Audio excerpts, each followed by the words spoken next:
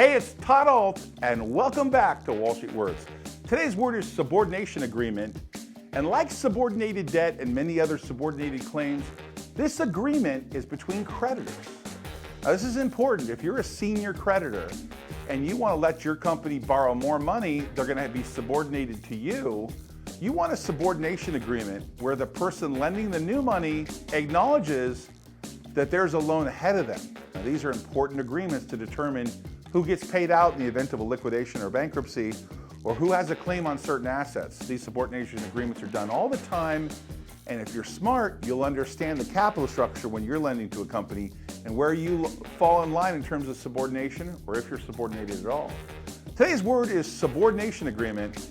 These are complicated financial instruments that you use to determine who gets paid first. Hey, thanks for watching Wall Street Words. Please subscribe and hit that bell below. If you think this video adds value, please share it with somebody. By the way, if you want to watch more Wall Street Words videos, there's 2 videos right here you can watch right now. There's new videos every day. Thanks for watching Wall Street Words. Always great things happening here.